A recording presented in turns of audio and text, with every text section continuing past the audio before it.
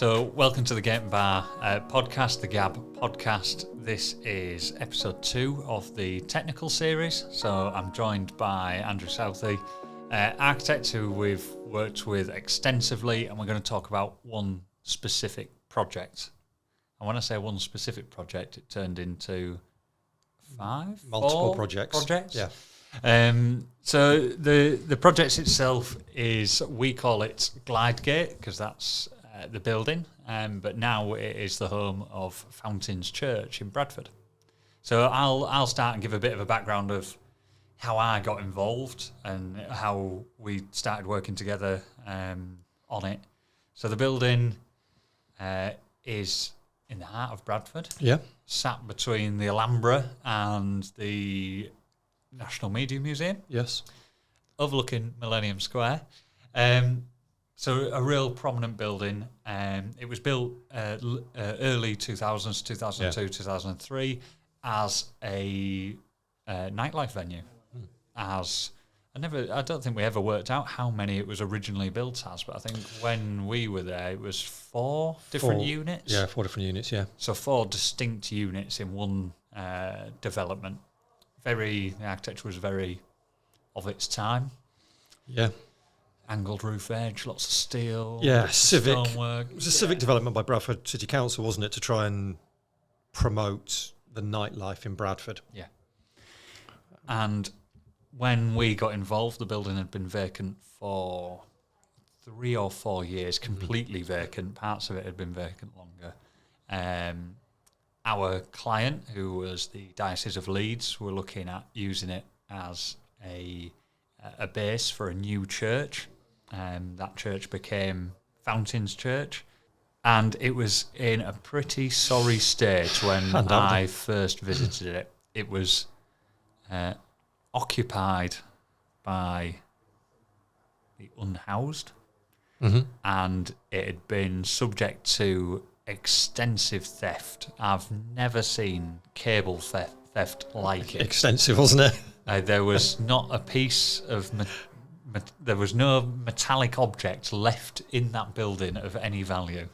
It was extensive, and it was clear that multiple people had been living in the building with no services and bits like that. It was a real sorry state. So we got involved through our work at the diocese. At the time, I was employed at Mac Consulting in Leeds, and the diocese asked us to pull together a team and to tender for the professional consultancy role to get the building revitalised into a church base, which was an exciting project. So I teamed up with Andrew, I was working with at the time on other projects, and said, would you be interested? Andrew went, it sounds like an absolute nightmare, but fairly interesting. Challenge. Yeah, a challenge. And we pulled together a nice team of M&E, acoustic, services. I said M&E, didn't I? Structural. Who am I missing? Structural. Designers held a presentation, won the tender, which was I was very pleased about. And we received this brief from an unnamed church at that point. We did, yes. It was a new entity that had members who were setting it up. The Archdeacon was heavily involved in bringing this church to Bradford. And they were inspired by the Life Church in Leeds that we went to visit, and we talked about what their sort of brief was. And in the end, we received this shopping list, I guess. And the shopping list, that was their brief, was a list of rooms, really, more than anything, wasn't it? Yeah. Which sort of said, we want a congregation space, we need some meeting rooms, we need a smaller space, a cafe, and we read down it and sort of went, yeah, we get this. Yeah. We know what you're talking about. Then we saw the building. And then we saw the building. Walking around the building at the time, it was all shuttered up. You couldn't tell where you were on the floor plan. It was split over multiple levels. Yeah. Some levels on the information we had didn't exist because mezzanines had been put in at later dates and alterations had happened, and the route round the building that you think you can take actually went between other units that we didn't have access to. It was complicated. Really complicated. Yeah. I think in total there's probably 6 different floor levels. Yes. In a 2-story building. On the sloping topography of the site. Yeah. Challenging and designed for a different use. Well, the 4 separate uses. 4 separate uses, predominantly nightclubs, high volume people, of people, multiple ways in and out. A warren, wasn't it? An absolute warren of spaces. And I think on the face of it, I don't think we entered it naively. On the face of it, we went, great. It was built for a group of people stood up, singing, dancing, shouting. Yeah. A bit like the church. You want a space for a big number of people singing, dancing, shouting. And we're just, great, it'll fit together. So do you remember the initial design that you did? Yes. I really liked it. Yes. The church didn't. No, they didn't. No. Which was a fairly typical, a more traditional, but a real modern take on a traditional church setup, wasn't it? Yeah, and I think, again, it goes back to that issue of what did the client expect, which refer to earlier podcasts about good clients, was the church are very similar to school clients in that they have an idea in their head, but they can't get you that idea. They can't translate that idea so that you can translate it back into the design. Which I think is what they thought they'd done with their list of rooms. Yeah. But what we didn't get from them until a bit later on was how they were going to use the space and what their church was going to be. Partly because the church themselves weren't an entity.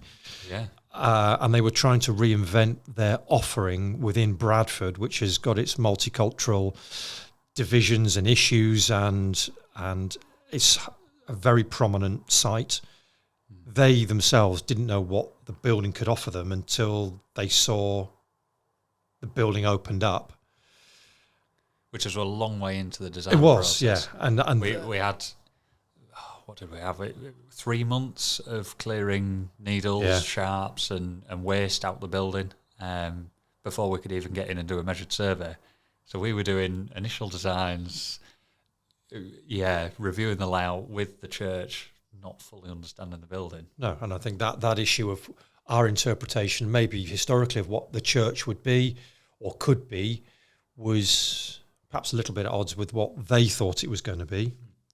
And subsequently, as we've learned, they've reinvented that church offering, which is to a far wider community, or the wider community in Bradford, than perhaps they thought it was going to be at the time.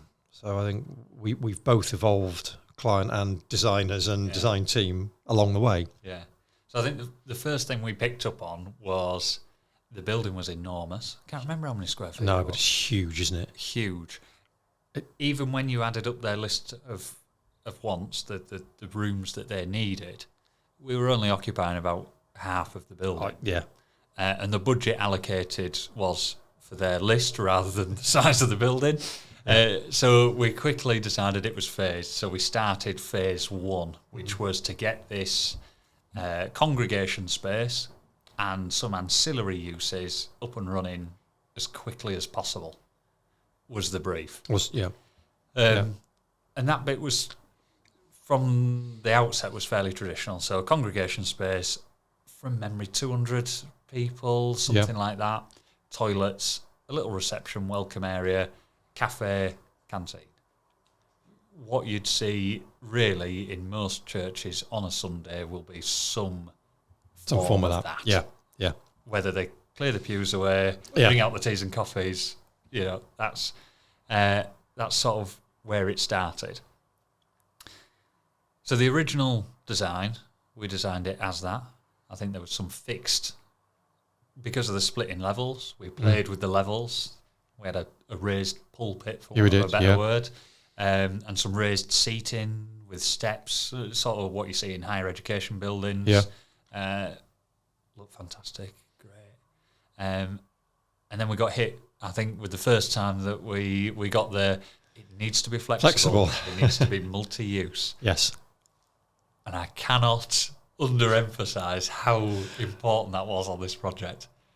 It changes the whole dynamic of how the space is used, but creates a problem that it's difficult to get an identity for a space. So where you think of a place of worship as having certain religious or cultural elements to it, I think the real design drive came from Life Church, because the way the Life Church works is to a local community and a worldwide community, and is driven by a media and AV solution. Yeah.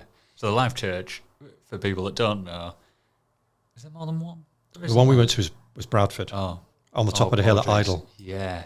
So the one we visited, we'll take out the bit at the start where I made an error.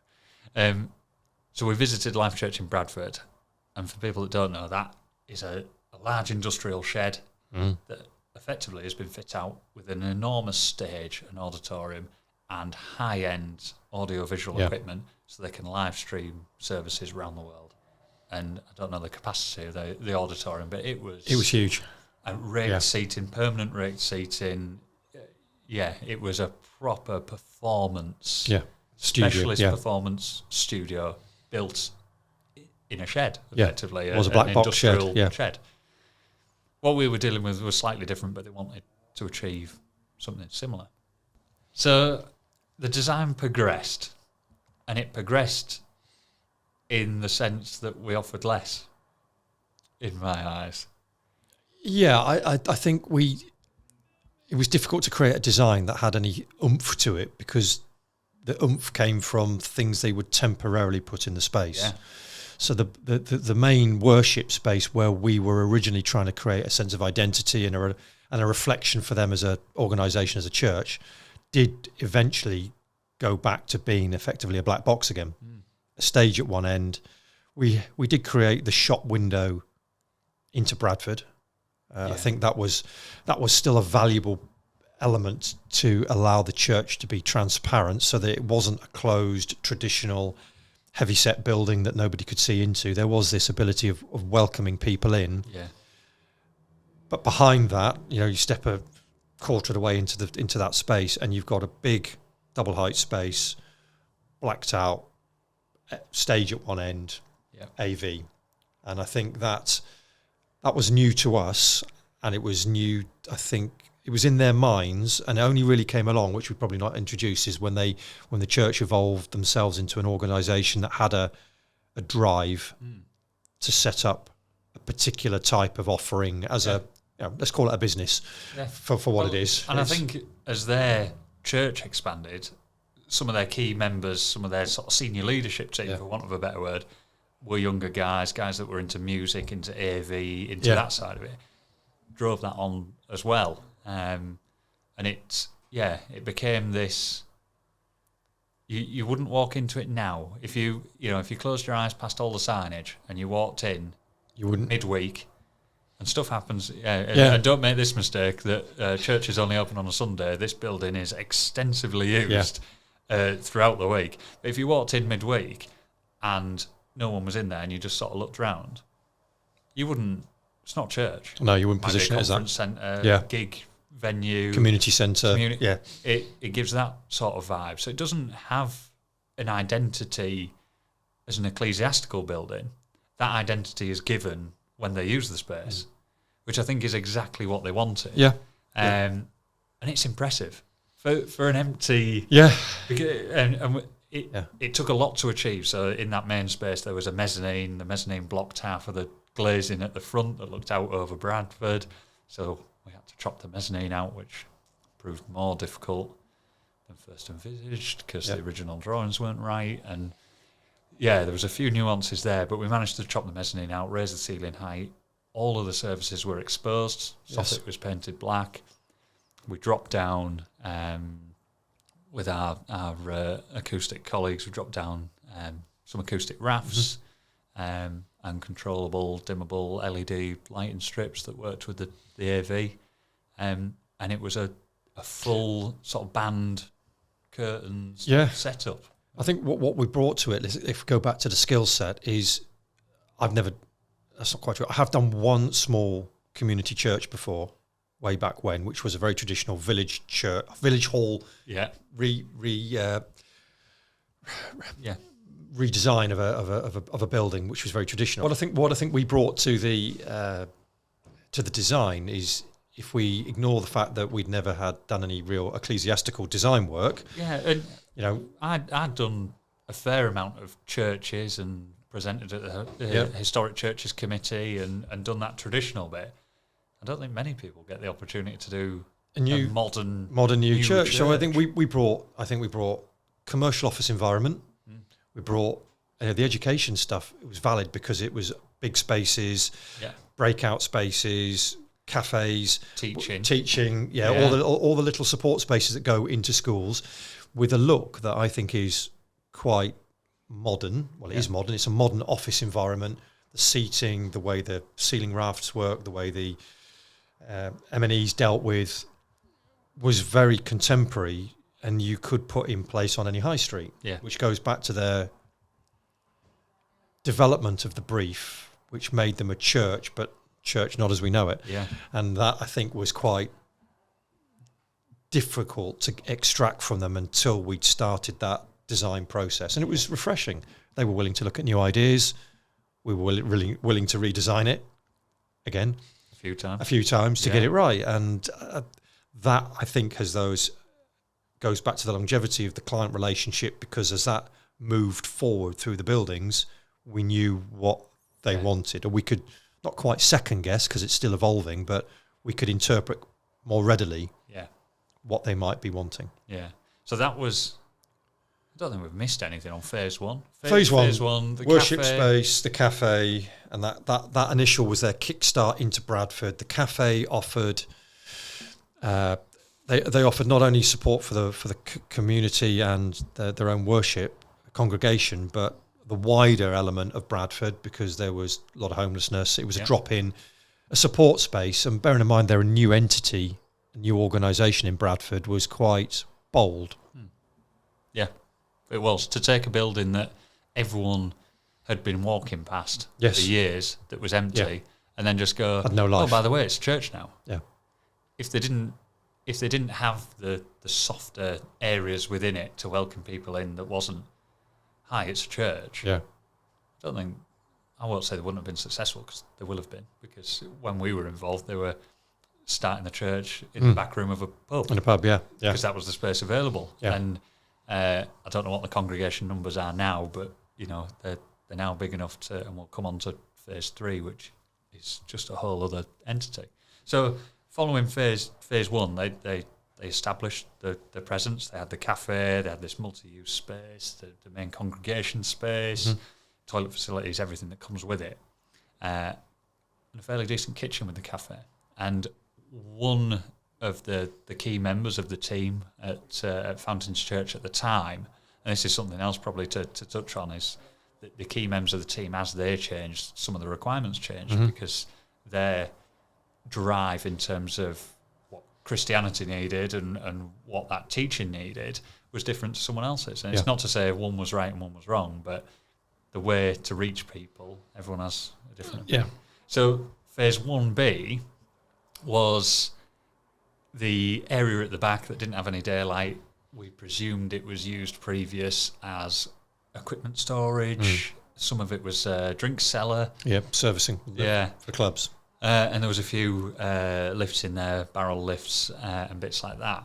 But it had this service entrance snuck around the side, had a little service lift, big doors, and basically a concrete floor box at the back, no daylight. And they decided to set up an intercepted food processing centre, for want of a better word. So they would go and get surplus food from markets at the end of the day that hadn't been picked up by conventional retailers, and some of the stuff in there, and we saw it was huge amount. A whole pallet of tomatoes. One tomato on the top of it was a bit fuzzy. The whole pallet wouldn't be bought. So they would go through, they would wash bits off, take out the bad ones, and put together either packages of food to send out to people that didn't have it, or served it up in the cafe. And they'd serve some of the intercepted food in the cafe as a pay-as-you-feel, which we had a couple of times and was fantastic. Very good. Really good. And that was a whole other way of spreading their message and doing a great environmental thing at the same time. So 1B followed as me and you had left employment. We had, yes. There's another podcast on that. Yep. And we did that one on our own as individual consultants. We did. Working together. Fairly quick. It was.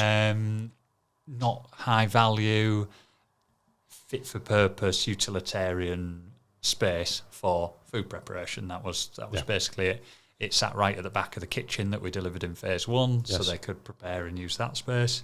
And that came online very quickly after phase 1. Phase 2 took a little bit longer. So if you haven't gathered by now, the building was enormous. So phase 1 and 1B occupied the ground floor. Lower ground floor, facing out onto the middle of Bradford. And there was a further space exactly the same size upstairs, and a further space pointing away from the city centre with a rotunda on the end, which became phase 2 and 2A.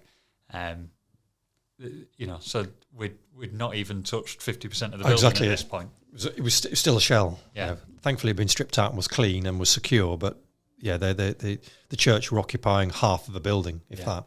Yeah. So at this point, and I said I'd touch on it on the sort of changing of key personnel in the church.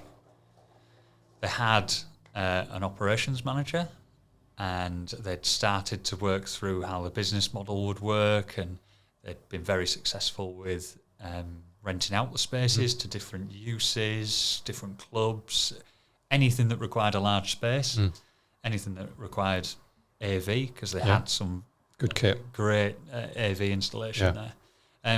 And they started to work out what the business model would look like working forward. The congregation was growing, so their mission was working, and it was all looking good.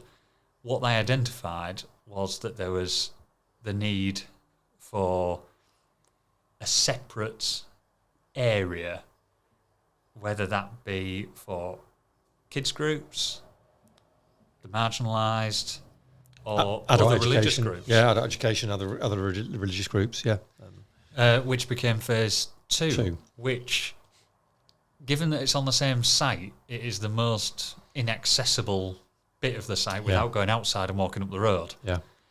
You can get to it between the two. You end up going out the back of the kitchen, up a long corridor, into another storage area, and then up a metal stair into the back of the kitchen in phase 2. So you can't, there's no public way between the two. So this area we fitted another full kitchen. Yeah.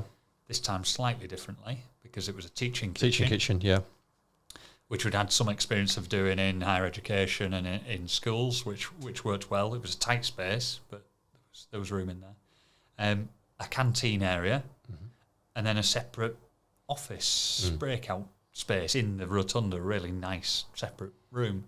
And then some toilet provision, but probably more provision than you'd anticipate. So there was a full shower in there, and there was a washer-dryer facility. So the sort of brief was, we want to be able to take someone in who's had a rough time, who's living in Bradford on the streets, want to bring them in, wash what they've got, let them have a wash, shower, get comfortable, and then give them something to eat. That was one element. And this comes back to it has to be multifunctional. So that was one brief. The other one was on a Sunday or on a Wednesday or whenever they want to do the mass congregation.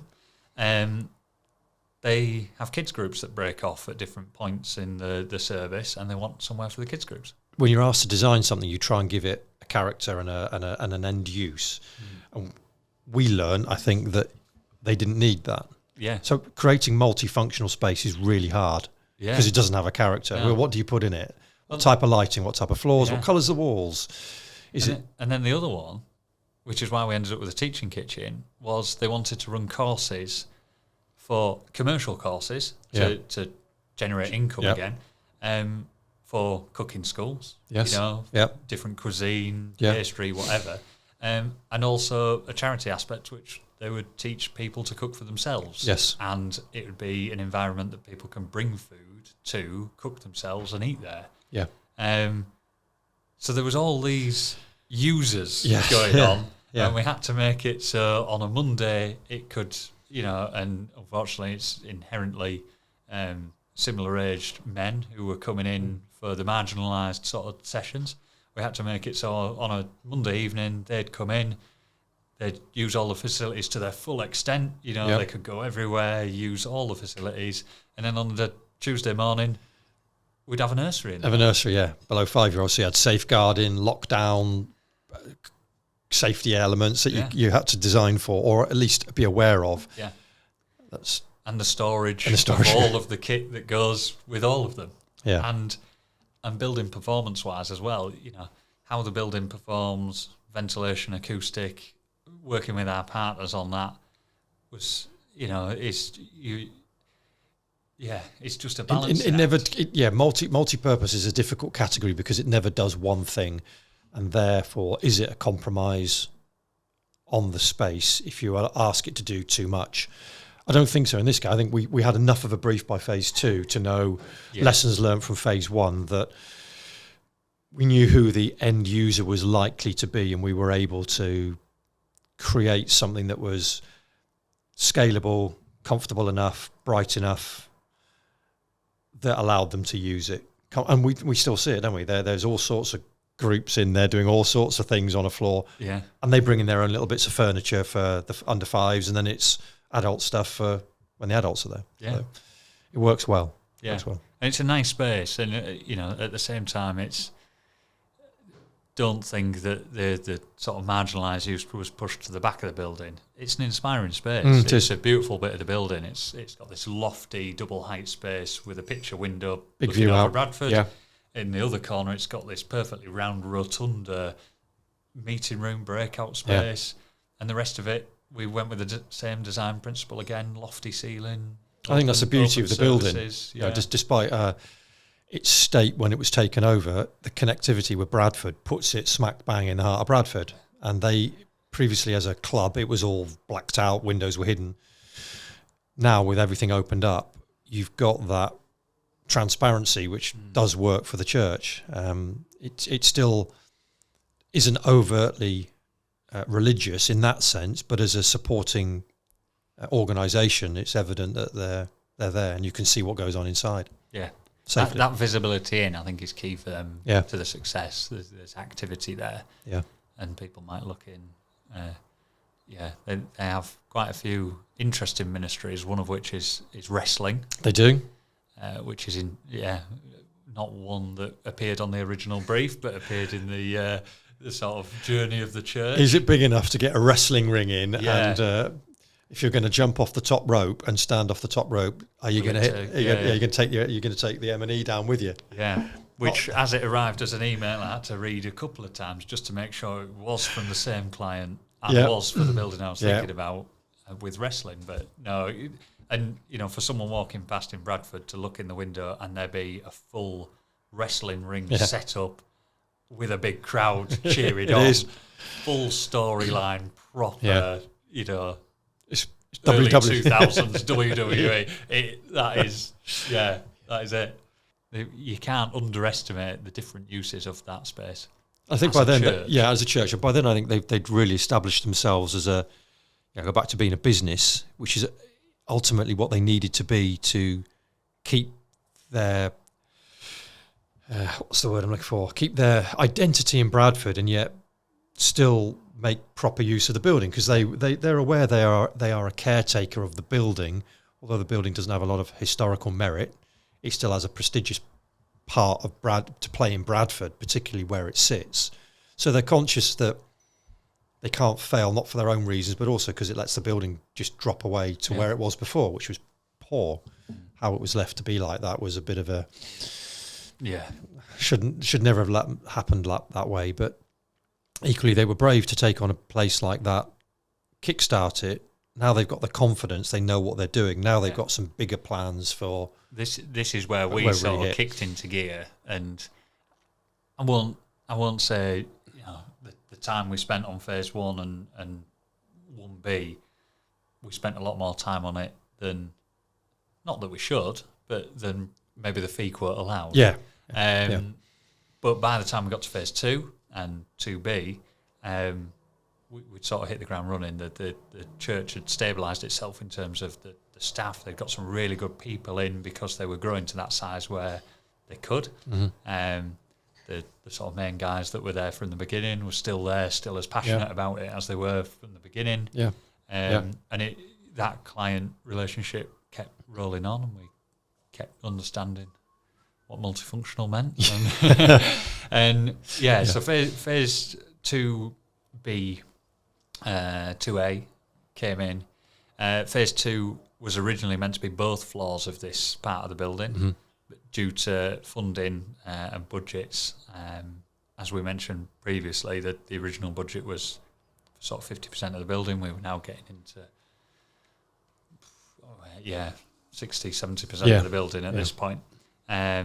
So we did one floor that fit their needs at that time. The next floor, we had to wait for a further funding round that they were dealing with. So we provided all the information, cost plan, outline designs, at risk, helped them to understand what the costs would do over time, which at the time was very difficult.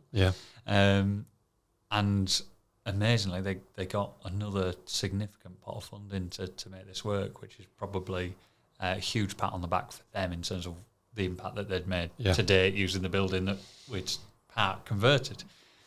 So this kicked on phase 2. Phase 2 was a commercial space, an office space. It was the exact floor plan of phase 2 below. So phase 2A was a rotunda office, open plan office, kitchenette, toilets, and then two separate offices.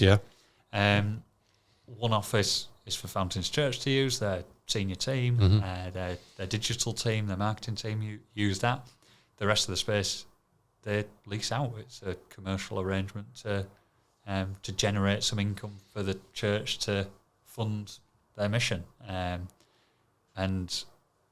they're keen. I don't know whether they've got anyone signed on the dotted line. I think they're close, but they're keen to have someone that fits not in their belief system, but is doing good for the community, charity organisation, someone like that that they can collaborate with, really. So that space finished a few weeks ago. Towards the end of April, didn't it? Yeah, towards the end of April. So that was a quick, as soon as the funding was announced, we went straight back and we negotiated with the contractor for phase 2, because the whole scheme was tendered at that time. That's right. And we omitted the top floor to bring it in budget. So we tendered it at that time. We did a QS exercise where we looked at the rates, how they'd progressed a year and a half on, it must be. Did that exercise, got the contractor instructed very quickly. JP Wild were great. They had an opening in their sort of workbook, and it hit site almost immediately. Great job. Finished quickly.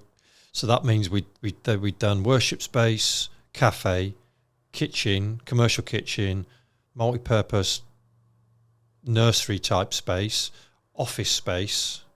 So that's sort of 6 different uses within a church. Yeah. This is at this point it is still a church. They unlock the whole thing at the start of the day. They use the whole building. It's still operated as one building. That's where we are currently. Works on site. Which leaves one large portion of the building left, which is the top floor. It's in line, sort of levels-wise, with the top floor of phase 2. So phase 2A, it's in line with the floor of that, but it occupies the floor area of phase 1 and 1B.